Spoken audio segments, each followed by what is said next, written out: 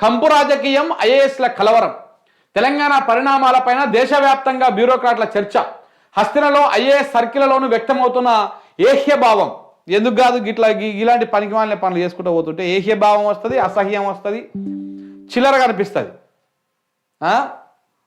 అంతర్గత రాజకీయాల్లోకి బ్యూరోక్రాట్లను రాగడం పైన ఆగ్రహం, విష సంస్కృతికి తెరదీయడం పైన సీనియర్ నేతల్లోనూ అసంతృప్తి, కేంద్ర సర్వీసులకు వెళ్లే యోచనలో పలువురు మహిళా ఐఏఎస్లు ఎందుకు లేనిపోని పెట్ట అని చెప్పేసి సెంట్రల్ సర్వీస్లోకి వెళ్ళిపోతందుకు వాళ్ళు ప్లాన్ చేసుకుంటారట.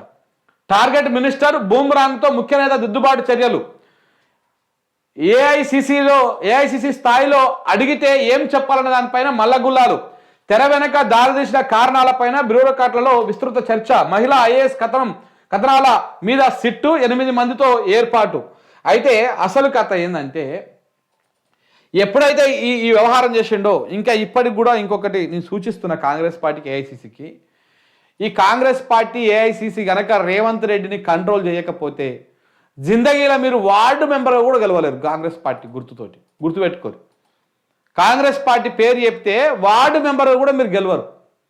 అంత దరిద్రమైనటువంటి పొజిషన్కి ఈ కాంగ్రెస్ పార్టీని తీసుకుపోతారు. కొంతమంది ఉంటారు ఇక పిచ్చోళ్ళు, వాళ్ళ మెంటల్ అంటే ఏమంటారు, వాళ్ళ హాస్పిటల్లో జాయిన్ కావాల్సిన వాళ్ళు, అట్లాంటి వాళ్ళు ఇంకా జోక్తా ఉంటారు దీన్ని. కానీ ప్రజల దగ్గరికి వెళ్ళి ఒకసారి ప్రజల కోణంలో మనం ఆలోచిస్తే ప్రజలు ఏ రకంగా రియాక్ట్ అవుతా ఉన్నారు, ఏ రకంగా అదైతా ఉన్నారు, ప్రజల అభిప్రాయం ఎట్లా ఉన్నది అనేది మాత్రం ఒకసారి మనం చూస్తే కాంగ్రెస్ పార్టీ బతికి బట్టగట్టేటువంటి పరిస్థితులు ఏ కోశాన కూడా లేవు.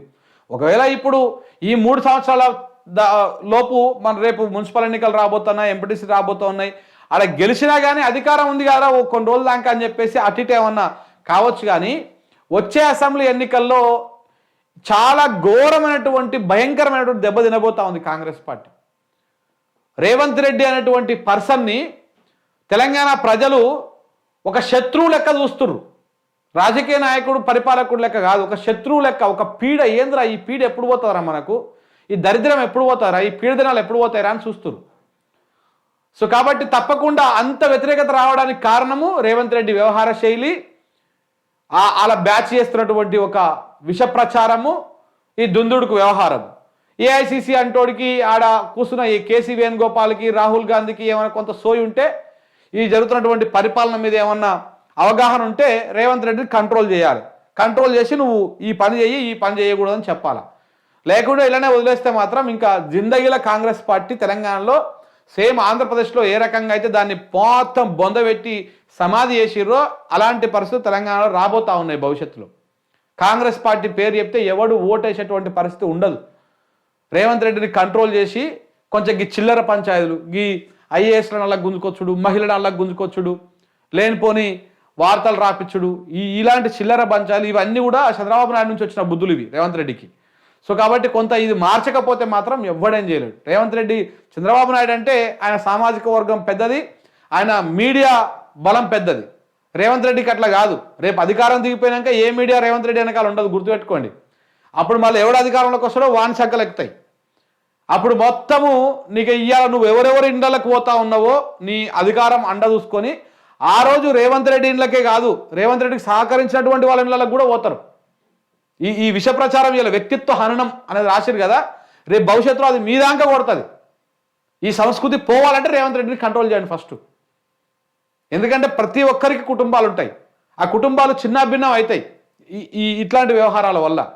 వ్యక్తిత్వ హననం అనేటువంటి మాట మాట్లాడుతారు కదా, అదంతా కూడా తప్పకుండా రేపటి నాడు రేవంత్ రెడ్డికి, రేవంత్ రెడ్డి వల్ల వాళ్ళ కుటుంబానికి కూడా రేపటి నాడు భవిష్యత్తులో ఇబ్బందులు వస్తాయి. ఇది తథ్యం, మీరు రాసి పెట్టుకోండి, తప్పకుండా వస్తాయి. ఎందుకంటే నాకు అక్కడ ఉన్నటువంటి కొంతమంది మిత్రులు చెప్పారు ప్రకృతి చాలా గొప్పదన్నా అని చెప్పేసి. అదే విషయం, ప్రకృతి కూడా గొప్పది. ఇలా రేవంత్ రెడ్డికి అనుకూలంగా ఉంది ప్రకృతి, రేపు అది వ్యతిరేకంగా అయిన రోజు భవిష్యత్ అనేది లేకుండా చీకటిమయం చేసేస్తుంది. సో ఆ రకంగా ఉండబోతూ ఉంటుంది. ఇలా మనము నిలబడ్డంట బలంగా అవతల నెక్స్ట్ ఆయనకు అనుకూలంగా నిలబడవచ్చు, నిలబడకపోవచ్చు. ఇంత చిల్లర స్థాయికి తీసుకపోయారు దీన్ని. ఎప్పుడు ఏం జరిగింది? ప్రముఖ నటి ఫోను, తన సినిమాకు టికెట్ల రేట్లు పెంచాలని వినతి, సరేనన్న ముఖ్య నేత. ఇది జనవరి 6 తారీఖు నాడు జరిగిందంట. ఇదేంది కొత్త కథ? జనవరి 7 నాడు టికెట్ల రేట్ల పెంపునకు సంబంధించిన అధికారులకు ఆదేశాలు. విషయం తెలుసుకున్న మంత్రి ఆగ్రహం. అదే రోజు సాయంత్రం 6:30 గంటలకు సదరు మంత్రిపై ప్రభుత్వ అనుకూల ఛానల్లో అసభ్య కథనం. ఓహో, ప్రముఖ నటుడు నుంచి ఫోన్ వచ్చిందంట. తన సినిమాకు టికెట్ల రేట్లు పెంచాలని వినతి. సరేనన్న ముఖ్య నేత. టికెట్ల రేటు పెంపునకు 7 తారీఖు నాడు సంబంధిత అధికారులకు ఆదేశాలు పోయినాయి. విషయం తెలుసుకున్నటువంటి సదరు మంత్రి ఆగ్రహం వ్యక్తం చేసినట్ట.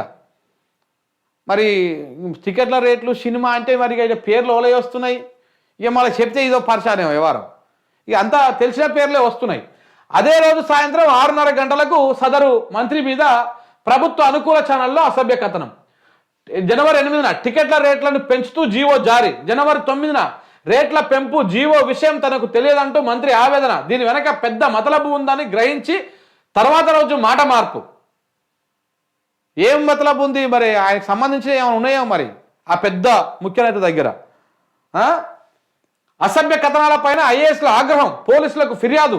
వ్యవహారం ముదురుతుందని గుర్తించి మంత్రిని బ్యూరోక్రాట్లను చల్లబరిచేందుకు కంటి తుడుపుగా సిట్ ఏర్పాటు. నీ సిట్టు పిట్టు ఇవన్నీ ఇప్పుడు తిప్పి తిప్పి కొడతాయి. అప్పుడు ఫట్టు ఫట్టు అని చెప్పేసి మీ పరిస్థితి అవుతుంది. ఇది జరిగినటువంటి వ్యవహారం. ఇంకా చాలా ఉందిలే. ఇది ఓన్లీ ఇది ఆరంభమే. ఇంకా చాలా ఉంటుంది చూడండి. ఇది ఇక్కడ లాగుతూ ఉంటే ఎక్కడికో పోతుంది ఇది. ఇప్పుడు రేవంత్ రెడ్డి గారికి ఇంకా 3 సంవత్సరాల సమయం ఉంది కదా. ఈ 3 సంవత్సరాల సమయం లోపల 3 కూడా కాదు, 2 సంవత్సరాల 9 నెలలు ఉంది. 2 సంవత్సరాలు 9 నెలలు ఉంది. కౌంట్ డౌన్ కూడా స్టార్ట్ చేద్దాం మనం. కానీ 9 నెలలు ఉన్నది. ఆ లోపల ఒక సంవత్సరంన్నర 2 సంవత్సరాల తర్వాత Revanth Reddy bad time start అవుతుంది. ఇక మొత్తం తిప్పి కొడతా ఉంటుంది. మామూలుగా తిప్పి కొట్టదు. ఆ రోజు ఎన్నికలు ఇక దగ్గర పడుతున్న రోజు నీ మంత్రులు కాదు కదా, నీ ఎమ్మెల్యేలు కూడా నిన్ను దేకరు. నువ్వు వస్తే కుర్చీలోకి వెళ్ళి కూడా లేవరు. ఆ పొజిషన్కి పోతావు రేవంత్ రెడ్డి గారు, గుర్తుపెట్టుకోండి మీరు. దానికి అట్లా వేసుకొచ్చేది నీ సోషల్ మీడియా టీం. నీ మాదాపూర్లో నీ తిరుపతి రెడ్డి నీ బ్యాచ్ ఒకటి ఉంటుంది కదా, అదే చేస్తుంది చివరికి. ఆ స్థాయికి తీసుకుపోతుంది. నీకు అన్ని రకాల ఐఏఎస్ నుంచి ఏఐసిసి నుంచి లాక్ పడుతుంది, ఐఏఎస్ సర్వీసుల అధికారుల నుంచి లాక్ పడుతుంది, ఐపీఎస్ల నుంచి లాక్ పడుతుంది, అన్నిట్లకు లాక్ పడుతుంది. భవిష్యత్తు అంతా నీకు అంధకారం కనపడుతుంది. సినిమా అనవసరంగా నువ్వు ఇప్పుడు ఎవరెవరిని గెలకాలో అందరిని గెలికినావు. ఎవరెవరు గెలికిండు? ఒకవైపు అడ్మినిస్ట్రేషన్లో కీలక పాత్ర పోషించే ఐఏఎస్ ఐపీఎస్లను గెలికిండు. ఓకే, ప్రతిపక్షాన్ని అయితే గెలికి వదిలేసిండు. ప్రజలకు వాస్తవాలు చెప్పి ప్రజల పక్షాన కొట్లాడుతున్నటువంటి జర్నలిస్టులు, యూట్యూబ్ ఛానల్స్ అందరినీ గెలికిండు. అందరి మీద నిందలేసిండు. దాని తర్వాత కేసులు పెట్టిండు. దాని తర్వాత పెడతానే ఉన్నాడు ఇప్పుడు కూడా. ఇంకా దాని తర్వాత ఇప్పుడు ఐఏఎస్కి దీనికి సంబంధించి కూడా ఈ ప్రయత్నం చేసిండు. సో కాబట్టి రేపు ఏ వర్గం కూడా నీ వెనకాల రాదు. నువ్వు కష్టాల్లో ఉన్నప్పుడు, లేదా నీ పార్టీ కష్టాల్లో ఉన్నప్పుడు ఏ వర్గం కూడా నీ వెనకాల తిరిగి అరే ఇప్పుడు కనీసం వెనకాల నిలబడదాం, కొట్లాడదాం అనేటువంటి ధైర్య సాహసాలు కూడా చేయదు. మీరు చూస్తూ ఉండండి కావాలంటే. కథనం. భూభారతి దిద్దుబాటు. పోర్టల్లో మార్పులు చేసిన CCLA అప్పుడే చేసేసిరా. పోర్టల్లో మార్పులు, ఎడిట్ చేయకుండా ఉండేలా మార్పులు, security check, payment interface update, డాక్యుమెంట్ల పరిశీలన, తహసీల్దారులకు 17లోగా నివేదిక అందించాలనే ఆదేశాలు, అధికారుల పాత్ర పైన అనుమానాలు, రైతులకు రెవెన్యూ అధికారుల నోటీసులు, దొంగల్ని తేల్చాలంటే వివరాలు ఇవ్వాలనే ఆదేశం, అవకతవకల పైన తహసీల్దారుల ఫిర్యాదులు, యాదాద్రి జిల్లాలో 45 మంది పైన కేసు.